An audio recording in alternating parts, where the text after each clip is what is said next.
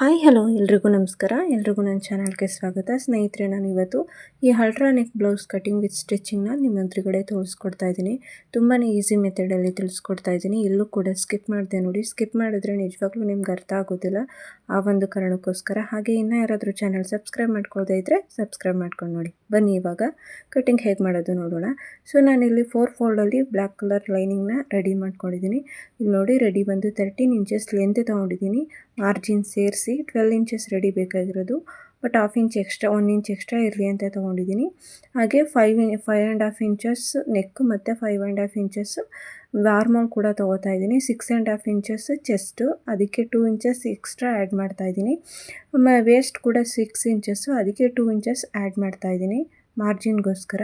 So ಕರೆಕ್ಟಾಗಿ ಇದೆಯಾ ಅಂತ ಇನ್ನೊಂದು ಸಾರಿ ಕ್ಲೀನಾಗಿ ಚೆಕ್ ಮಾಡ್ಕೊಳ್ಳಿ. ಚೆಕ್ ಮಾಡ್ಕೊಂಡಿದ್ದಾದ ನಂತರ ಇವಾಗ ಅದ್ರ ಕರೆಕ್ಟಾಗಿ ಲೈನ್ಸ್ನ ಡ್ರಾ ಮಾಡ್ಕೋತಾ ಇದ್ದೀನಿ. 5.5 ಇಂಚಸ್ಸು ಶೋಲ್ಡರು, 5.5 ಇಂಚಸ್ಸು ಆರ್ಮೋಲು, ಓಕೆನಾ. 6.5 ಇಂಚಸ್ಸು ಚೆಸ್ಟು ಪ್ಲಸ್ 2, ವೇಸ್ಟ್ ಕೂಡ 6 ಇಂಚಸ್ಸು ಪ್ಲಸ್ 2. ನೆಕ್ ವಿಡ್ತ್ ಬಂದು 2.5 ಇಂಚಸ್ ಮಾರ್ಕ್ ಮಾಡ್ಕೊಂಡಿದ್ದೀನಿ. ಹಾಗೆ neck deep front with back ಎರಡೂ ಕೂಡ ಹಾಫ್ ಇಂಚಸ್ ಅಷ್ಟು ತೊಗೊಂಡಿದ್ದೀನಿ. ಸೊ 1 ಇಂಚಸ್ ಕೂಡ ತೊಗೋಬೋದು, ಏನೂ ಪ್ರಾಬ್ಲಮ್ ಇಲ್ಲ. ನಾನಿಲ್ಲಿ ಹಾಫ್ ಇಂಚಸ್ ಅಷ್ಟು ತೊಗೊಂಡಿದ್ದೀನಿ. ಹಾಗೆ ಹೇಳಿದ ಹಾಗೆ 6.5 ಇಂಚಸ್ ಚೆಸ್ಟ್ಗೆ ಮಾರ್ಕ್ ಮಾಡಿಕೊಂಡು ಫಸ್ಟಿಗೆ ನಾನು ಹೇಗೆ ನಾವು ನಾರ್ಮಲ್ ಬ್ಲೌಸ್ ಕಟಿಂಗ್ ಮಾಡ್ಕೋತೀವಿ ಹಾಗೆ ಕಟಿಂಗ್ ಮಾಡ್ಕೊಂಡಿದ್ದೀನಿ. ಇಲ್ಲಿ ನೋಡಿ, ಶೋಲ್ಡರ್ ತೊಗೊಂಡು ಅದಾದಮೇಲೆ ಅಲ್ಟ್ರಾ ನೆಕ್ಕಿಗೆ ಹೇಗೆ ನಾನು ಮಾರ್ಕ್ ಮಾಡ್ಕೋಬೇಕು, ನೆಕ್ಕಿಂದ ಸ್ಟ್ರೈಟಾಗಿ ಬಂದು ಹಾರ್ಮೋಲ್ ತನಕ ಅಲ್ಲಿ ಮಾರ್ಕ್ ಮಾಡಿಕೊಂಡು, ನೀವು ಹಾರ್ಮೋಲ್ ಸ್ಕೇಲ್ ಇದ್ದರೆ ಆ ಸಹಾಯದಿಂದ ಮಾಡ್ಕೋಬಹುದು. ಮಾಡಿಕೊಂಡು ಕ್ಲೀನಾಗಿ ಓಪನ್ ಮಾಡ್ಕೊಂಡಿದ್ದೀನಿ. ಇಲ್ಲಿ ನೋಡಿ, ಇಲ್ಲಿ ಫ್ರಂಟು ಮತ್ತು ಬ್ಯಾಕ್ ಅಂತ ಮಾರ್ಕ್ ಮಾಡ್ಕೋತಾ ಇದ್ದೀನಿ.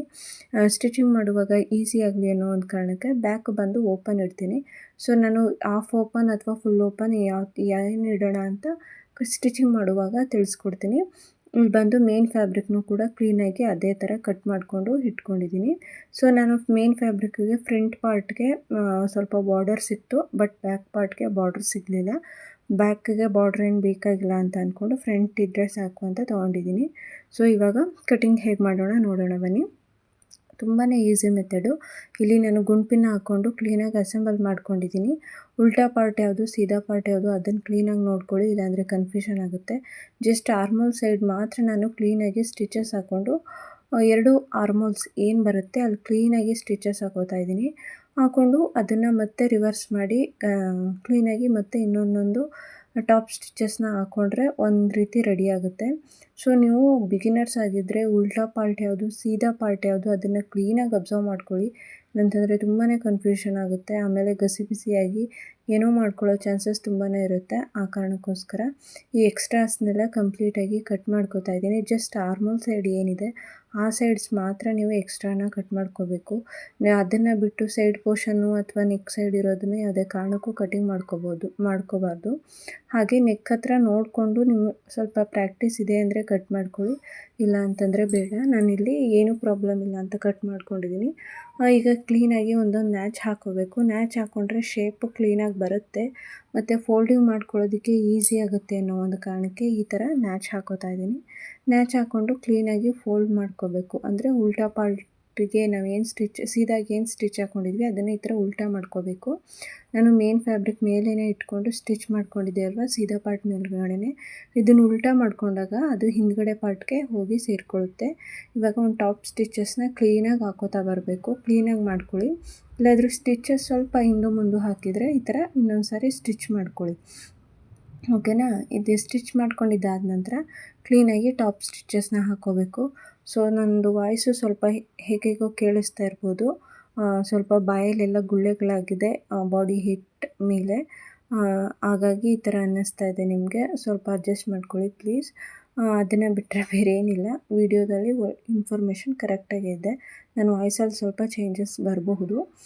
ಸೊ ಈ ಥರ ಟಾಪ್ ಸ್ಟಿಚಸ್ನ ಕ್ಲೀನಾಗಿ ಹಾಕ್ಕೊಳ್ತಾ ಇದ್ದೀನಿ. ಎರಡೂ ಸೈಡು ಟಾಪ್ ಸ್ಟಿಚಸ್ನ ಕ್ಲೀನಾಗಿ ಹಾಕ್ಕೋಬೇಕು. ನಾನು ಯಾವುದೇ ಕಾರಣಕ್ಕೂ ಕೂಡ ಸೈಡ್ ಫಿಟ್ಟಿಂಗು ಮತ್ತು ನೆಕ್ ಫಿಟ್ಟಿಂಗ್ ಏನೂ ಮಾಡ್ಕೊಂಡಿಲ್ಲ.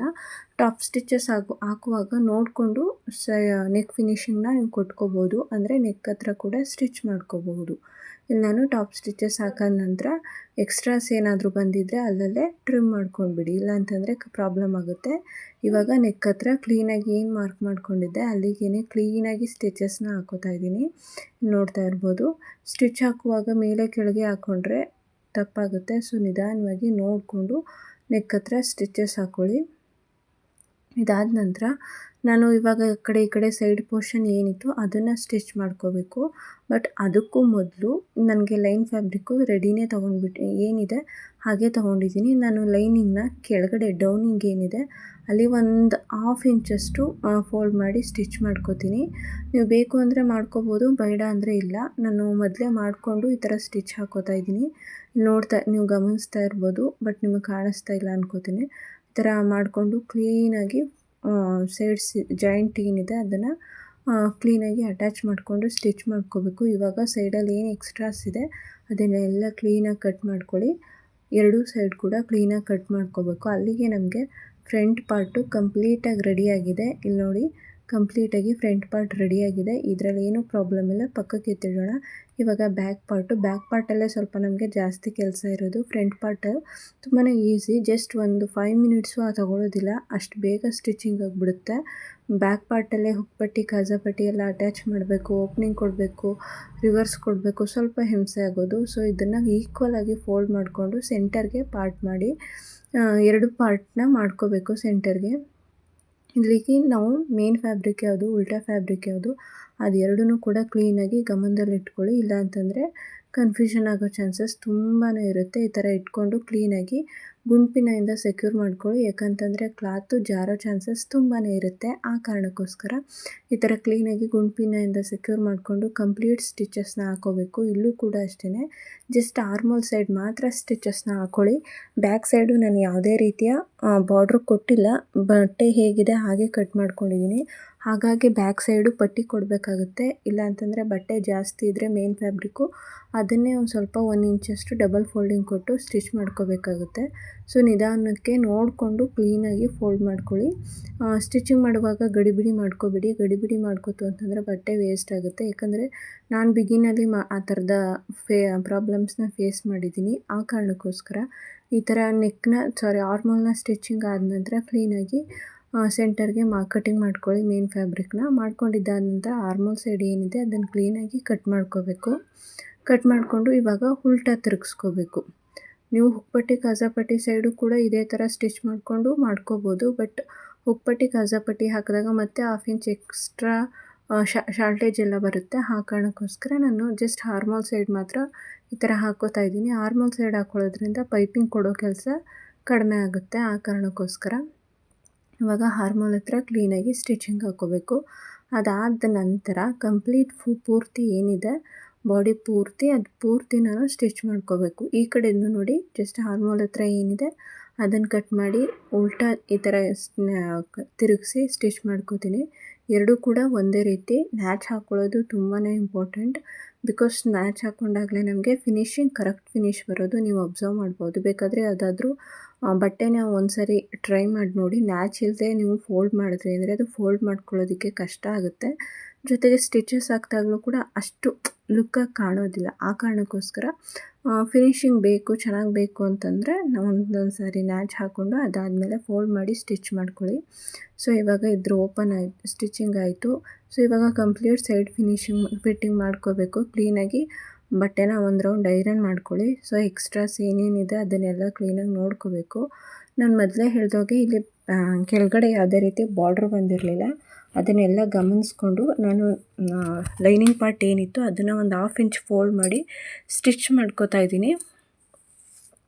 ಲೈನಿಂಗ್ ಪಾರ್ಟ್ ಮಾತ್ರ, ಮೇನ್ ಫ್ಯಾಬ್ರಿಕ್ ಅಲ್ಲ. ಮೇನ್ ಫ್ಯಾಬ್ರಿಕ್ನ ನಾನು ಇನ್ನೊಂದು ಸಾರಿ ಫೋಲ್ಡ್ ಮಾಡ್ಕೊಂಡು ಸ್ಟಿಚ್ ಮಾಡ್ಕೋತೀನಿ.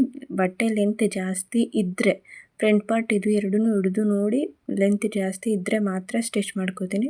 ಇಲ್ಲ ಅಂತ ಅಂದರೆ ಬೇರೆ ಫ್ಯಾಬ್ರಿಕ್ನ ಇಲ್ಲಿಗೆ ಅಟ್ಯಾಚ್ ಮಾಡಿ ಫೋಲ್ಡ್ ಮಾಡಿ ಸ್ಟಿಚ್ ಮಾಡ್ತೀನಿ. ಸೊ ಇವಾಗ ಕಂಪ್ಲೀಟ್ ಸೈಡ್ ಫಿನಿಶಿಂಗ್ ಏನಿದೆ ಆ ಕಂಪ್ಲೀಟ್ ಸೈಡ್ನ ಫಿನಿಶಿಂಗ್ ಮಾಡ್ಕೊಳ್ಳಿ.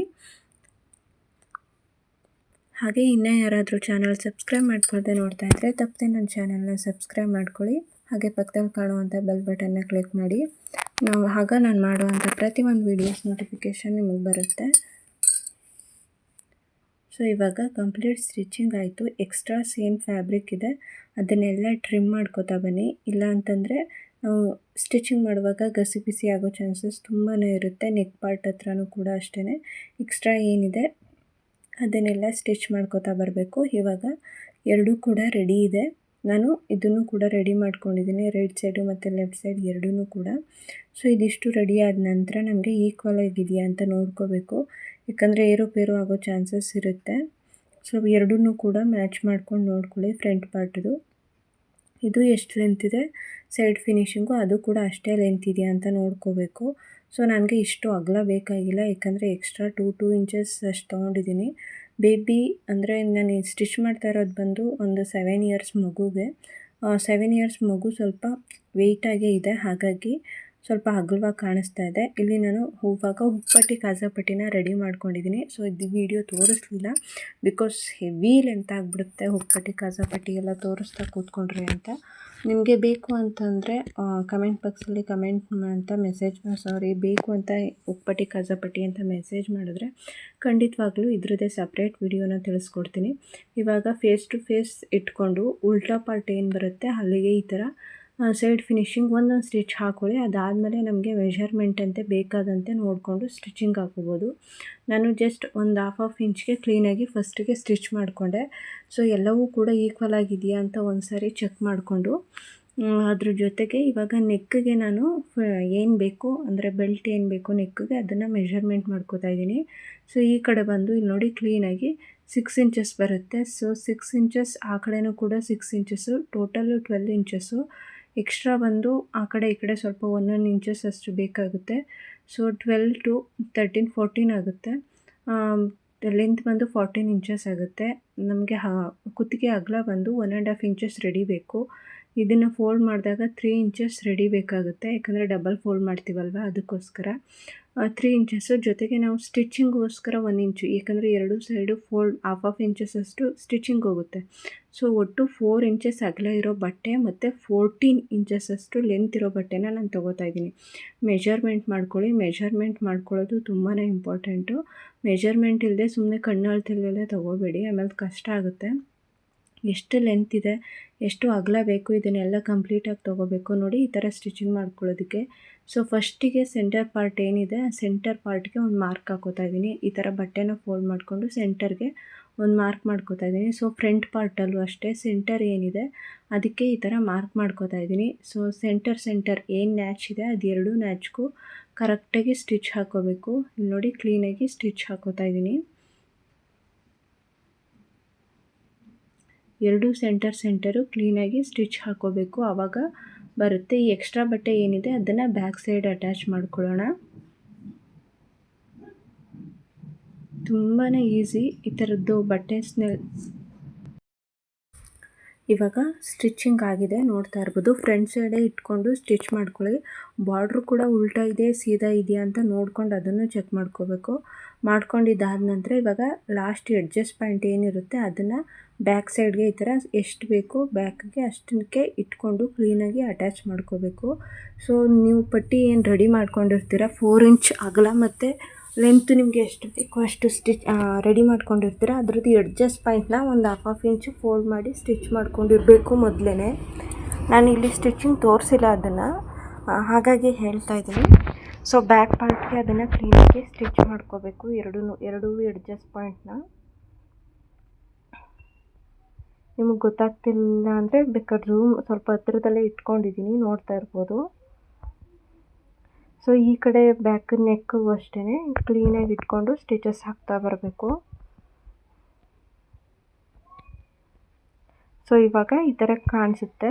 ಇವಾಗ ಕ್ಲೀನಾಗಿ ಫೋಲ್ಡ್ ಮಧ್ಯಕ್ಕೆ ಸೆಂಟರ್ಗೆ ಫೋಲ್ಡ್ ಮಾಡಿ ಆ ಸ್ಟಿಚಸ್ ಏನು ಬಂದಿದೆ ಅದರಿಂದ ಅಂದರೆ ಆ ಸ್ಟಿಚಸ್ಸು ನಮ್ಗೆ ಒಳಗಡೆ ಬರಬೇಕು. ಕರೆಕ್ಟಾಗಿ ನೋಡ್ಕೊಳ್ಳಿ, ಫೋಲ್ಡ್ ಮಾಡಿ. 1 ಇಂಚಸ್ ನಿಮಗೆ ಬೇಕಾ, 1.5 ಇಂಚಸ್ ಬೇಕಾ, ಎಷ್ಟು ಬೇಕು ಅಂತ. ನನಗಿಲ್ಲಿ 1.5 ಇಂಚಸ್ ಅಗಲ ಸಾಕು ಅಂತ ಅನ್ನಿಸ್ತು. ಸೊ ಎಕ್ಸ್ಟ್ರಾ ಇರೋದನ್ನ ಈ ಥರ ಒಂದು ಹಾಫ್ ಇಂಚಸ್ಸಷ್ಟು ಫೋಲ್ಡ್ ಮಾಡ್ಕೋತಾ ಇದ್ದೀನಿ. ನೀವು ಬೇಕು ಅಂದರೆ ಕಟ್ ಮಾಡ್ಕೋಬೋದು, ಬಟ್ ಟ್ರಿಮ್ ಮಾಡೋದಕ್ಕಿಂತ ಈ ಥರ ಫೋಲ್ಡ್ ಮಾಡಿ ಸ್ಟಿಚ್ ಮಾಡ್ಕೊಂಡ್ರೇ ಚೆನ್ನಾಗಿರುತ್ತೆ ಅಂತ ಅನ್ನಿಸ್ತು, ಹಾಗಾಗಿ ಈ ಥರ ಸ್ಟಿಚ್ ಮಾಡ್ಕೋತಾ ಇದ್ದೀನಿ. ಸೊ ಇವಾಗ ಈ ಥರ ಇಟ್ಕೊಂಡು ಕ್ಲೀನಾಗಿ ಫೋಲ್ಡ್ ಮಾಡಿಕೊಂಡು ಸ್ಟಿಚ್ ಮಾಡ್ಕೋತಾ ಬರಬೇಕು. ಆ ಕೂಳೆ ಏನಿದೆ ಅದು ಸ್ಟಿಚಸ್ ಒಳಗಡೆನೇ ಹೋಗಬೇಕು, ರೈಟ್ ಸೈಡ್ಗೆ ಬರಬೇಕು. ಅದನ್ನೊಂದು ಸ್ವಲ್ಪ ತಲೆಯಲ್ಲಿ ಇಟ್ಕೊಳ್ಳಿ, ಯಾಕಂದರೆ ಕೂಳೆ ಬಿಟ್ಟು ಮಾಡ್ಕೋತು ಅಂದರೆ ಕೂಳೆ ಕಾಣಿಸುತ್ತೆ, ಆ ಕಾರಣಕ್ಕೋಸ್ಕರ ಆ ಕೂಳೆ ಒಳಗಡೆ ಹೋಗಬೇಕು. ನಿಮಗೆ ನಾನು ಸ್ವಲ್ಪ ಝೂಮ್ ಮಾಡಿ ತೋರಿಸ್ತೀನಿ ನೋಡಿ. ಇಲ್ಲಿ ಕಾಣಿಸ್ತಾ ಇದೆ ಅಲ್ವಾ, ಆ ಕೂಳೆ ಏನಿದೆ ಇಲ್ಲಿ ನೋಡಿ, ಆ ಕೂಳೆ ಏನಿದೆ ಅದನ್ನು ಈ ಕಡೆಗೆ ನಿಮ್ಮ ಲೆಫ್ಟ್ ಸೈಡ್ ಏನಿದೆ ಅದು ಮೇಲ್ಗಡೆ ತಳ್ಕೊತಾ ಇರಿ. ಲೆಫ್ಟ್ ಸೈಡ್ ಬೆರಳಿನ ಸಹಾಯದಿಂದ, ರೈಟ್ ಬೆರಳಿನ ಸಹಾಯದಿಂದ ಆ ಥರ ಎಳ್ಕೊಂಡು ಲೆಫ್ಟಲ್ಲಿ ಟೈಟಾಗಿ ಹಿಡ್ಕೊಳ್ಳಿ. ಯಾಕಂದರೆ ಕೂಳೆ ಮತ್ತೆ ಕೆಳಗಡೆ ಬಂದರೆ ಕಷ್ಟ. ಆ ಕೂಳೆನ ಈ ಥರ ಇಟ್ಕೊಂಡು ಕ್ಲೀನಾಗಿ ಫೋಲ್ಡ್ ಮಾಡಿಕೊಂಡು ಸೆಂಟರ್ಗೆ ಸ್ಟಿಚ್ ಮಾಡ್ಕೋತಾ ಬರಬೇಕು. ಈ ಥರ ಕ್ಲೀನಾಗಿ ಸ್ಟಿಚಿಂಗ್ ಆದ ನಂತರ ನೋಡಿಕೊಂಡು ಇನ್ನೊಂದು ಸ್ಟಿಚಿಂಗ್ ಮಾಡ್ಕೊಳ್ಳಿ. ಸೊ ಎಲ್ಲಾದರೂ ನಿಮಗೆ ಸ್ವಲ್ಪ ಲೆಂತ್ ಇದೆ ಅಂತ ಕಂಡ್ರೆ ಬ್ಯಾಕ್ ಸೈಡ್ ಅಲ್ವಾ, ಏನೂ ಪ್ರಾಬ್ಲಮ್ ಇಲ್ಲ, ಒಂಚೂರು 1/4 ಇಂಚಷ್ಟು ಫ್ರಿಲ್ ಕೊಟ್ಕೊಳ್ಳಿ, ಕವ ಕ್ಲೀನಾಗಿ ಬರುತ್ತೆ. ನನಗಿಲ್ಲಿ ಸ್ವಲ್ಪ 1/4 ಇಂಚಷ್ಟು ಬಟ್ಟೆ ಲೆಂತ್ ಇದೆ ಅಂತ ಅನ್ನಿಸ್ತು, ಅದಕ್ಕೆ ಸ್ವಲ್ಪ ಫ್ರಿಲ್ ಕೊಟ್ಕೊಂಡೆ, ಏನೂ ಪ್ರಾಬ್ಲಮ್ ಇಲ್ಲ. ನೋಡಿ ಈ ಥರ ಕ್ಲೀನಾಗಿ ಇವಾಗ ಬಂತು, ಎಷ್ಟು ಕ್ಲೀನಾಗಿ ಬಂದಿದೆ ನೋಡಿ. ನಾನು ನಿಮಗೆ ಗೊತ್ತಾಗಬೇಕು ಅಂತ ಬೇರೆ ಕಲರ್ ಥ್ರೆಡ್ನ ಯೂಸ್ ಮಾಡಿದ್ದೀನಿ, ಪಿಂಕ್ ಕಲರ್ ಥ್ರೆಡ್ ಯೂಸ್ ಮಾಡಿಲ್ಲ. ಆವಾಗ ನಿಮಗೆ ಯಾವ ಥರ ಸ್ಟಿಚಸ್ ಬರಬೇಕು ಅನ್ನೋದು ಗೊತ್ತಾಗುತ್ತೆ, ಒಂದು ಐಡಿಯಾ ಸಿಕ್ಕುತ್ತೆ ಅಂತ. ಇವಾಗ ನೋಡಿ ಇಷ್ಟು ಫಿನಿಶಿಂಗ್ ಆದ ನಂತರ ನಮಗೆ ಇವಾಗ ಚೆಸ್ಟ್ ಎಷ್ಟಿದೆ, ವೇಸ್ಟ್ ಎಷ್ಟಿದೆ ಅದನ್ನು ಕ್ಲೀನಾಗಿ ಮೆಷರ್ಮೆಂಟ್ ಮಾಡಿಕೊಂಡು ಸೈಡ್ ಫಿನಿಶಿಂಗ್ ಹಾಕ್ಕೋಬೇಕು. ನೀವು ಬೇಕು ಅಂದರೆ ಹುಕ್ ಪಟ್ಟಿ, ಕಾಜಾ ಪಟ್ಟಿ ಹಾಕಿ ಹುಕ್ನ ಅಟ್ಯಾಚ್ ಮಾಡ್ಕೋಬೋದು. ಇಲ್ಲ ನಾವು ಜಿಪ್ ಹಾಕ್ತೀವಿ ಅಂದರೆ ಜಿಪ್ ಕೂಡ ಹಾಕ್ಬೋದು. ಅಥವಾ ಕಂಪ್ಲೀಟ್ ಕ್ಲೋಸ್ ನೆಕ್ ಇಟ್ಟು ಮಧ್ಯ ಅಂದರೆ ಸೆಂಟರಲ್ಲಿ ಅಥವಾ ಮೇಲ್ಭಾಗದಲ್ಲಿ ಮಾತ್ರ ನಾವು ಸ್ವಲ್ಪ ಏನಾದರೂ ಡೀಪ್ ಕೊಡ್ತೀವಿ ಅಂದರೆ ಹಾಗೂ ಕೊಟ್ಕೋಬೋದು. ಬಟ್ ಫ್ರಂಟು ಬ್ಯಾಕು ಎರಡೂ ಕ್ಲೋಸ್ ನೆಕ್ ಇಡ್ತೀವಿ ಅಂದರೆ ಆಗೋದಿಲ್ಲ, ಅದನ್ನು ಕೂಡ ಗಮನದಲ್ಲಿ ಇಟ್ಕೊಳ್ಳಿ. ಹಾಗೆ ವೇಸ್ಟ್ ಬಂದು 6 ಇಂಚಸ್ ಇತ್ತಲ್ವ, 6 ಇಂಚಸ್ಗೆ ಮಾರ್ಕ್ ಮಾಡ್ಕೋತೀನಿ. ಹಾಗೆ ಚೆಸ್ಟ್ ಬಂದು 6.5 ಇಂಚಸ್ ಇತ್ತು, ಸೊ 6.5 ಇಂಚಸ್ಗೆ ಮಾರ್ಕ್ ಮಾಡಿಕೊಂಡು ಕ್ಲೀನಾಗಿ ಸ್ಟಿಚ್ ಮಾಡ್ಕೋತೀನಿ. ಇಲ್ಲೆಲ್ಲೂ ಕೂಡ ಡಾಟ್ಸ್ ಹಿಡಿಬೇಕು ಅನ್ನುವಂಥದ್ದೇನೂ ಇಲ್ಲ. ಹಾಗಾಗಿ ನಮಗೆ ಮಾರ್ಜಿನ್ನು 2 ಇಂಚಸ್ ಏನು ತೊಗೊಂಡಿದ್ದೆ ಅಷ್ಟೇ ಉಳ್ಕೊಳ್ಳುತ್ತೆ. ಬೇಕಾದರೆ ನೀವು ಚೆಕ್ ಮಾಡ್ಕೋಬೋದು. ನೀವು 1.5 ಇಂಚಸ್ ಮಾರ್ಜಿನ್ ತೊಗೋತೀನಿ ಅಂದರೂ ಕೂಡ ಓಕೆ ಆಗುತ್ತೆ. ಬೇಬಿ ಇದು ಹೇಗಿರುತ್ತೆ ಚೆಸ್ಟು ಅದ್ರ ಮೇಲೆ ಡಿಪೆಂಡು. ಯಾಕಂದರೆ ಕೆಲವರು ಕಸ್ಟಮರ್ಸು ಕೂಳೆ ಜಾಸ್ತಿ ಬಿಡಿ, ನಮ್ಮ ಮಗು ದೊಡ್ಡದಾಯಿತು ಅಂದರೆ ಕೂಳೆ ಹೊಲಿಗೆಗಳನ್ನ ಬಿಡಿಸ್ಕೊತಾ ಹೋಗ್ಬೋದು ಅಂತಲೂ ಕೇಳ್ತಾರೆ, ಆ ಕಾರಣಕ್ಕೋಸ್ಕರ. ಸೊ ಇವಾಗ ಈ ಥರ ರೆಡಿ ಇದೆ. ಇದಕ್ಕೆ ನಾನು ಲೇಸ್ನ ಅಟ್ಯಾಚ್ ಮಾಡ್ತೀನಿ ಮೇಲ್ಗಡೆ ನೆಕ್ ಪಾರ್ಟ್ಗೆ, ಈ ಥರದ್ದೊಂದು ಗೋಲ್ಡ್ ಲೇಸ್ನ. ಇದು ಆಪ್ಷನಲ್ಲು, ನಿಮ್ಮ ಇಷ್ಟ. ಸೊ ಇಲ್ಲಿ ನೋಡಿ ಈ ಥರದ್ದೊಂದು ಲೇಸ್ನ ಅಟ್ಯಾಚ್ ಮಾಡ್ತೀನಿ. ಅಟ್ಯಾಚ್ ಆದ ನಂತರ ಹೇಗೆ ಕಾಣಿಸುತ್ತೆ ಅಂತ ನಾನು ತೋರಿಸ್ಕೊಡ್ತೀನಿ. ಸೊ ತುಂಬಾ ಈಸಿ ಮೆಥಡಲ್ಲಿ ನಾನು ಸ್ಟಿಚ್ ಮಾಡೋದನ್ನು ಹೇಳ್ಕೊಟ್ಟಿದ್ದೀನಿ. ನಿಮಗೆ ಲೇಸ್ ಲೆಂತ್ ಅಗಲ ಜಾಸ್ತಿ ಆಯಿತು ಅಂದರೆ ಈ ಥರ ಫೋಲ್ಡ್ ಮಾಡಿಕೊಂಡು ಕೂಡ ಸ್ಟಿಚಸ್ ಹಾಕೋಬೋದು, ಅಥವಾ ಸಾಕು ಅಂದರೆ ಸಾಕು, ಇದು ನಿಮ್ಮ ಮೇಲೆ ಡಿಪೆಂಡ್ ಆಗುತ್ತೆ. ಸೊ ನೋಡಿ ಇವಾಗ ಎಷ್ಟು ಕ್ಲೀನಾಗಿ ಕಾಣಿಸ್ತಾ ಇದೆ ಅಂತ. ಹಾಗೆ ಇನ್ನೂ ಯಾರಾದರೂ ಚಾನಲ್ನ ಸಬ್ಸ್ಕ್ರೈಬ್ ಮಾಡ್ಕೊಳ್ದೆ ನೋಡ್ತಾ ಇದ್ದರೆ ಸಬ್ಸ್ಕ್ರೈಬ್ ಮಾಡ್ಕೊಳ್ಳಿ. Thank you so much.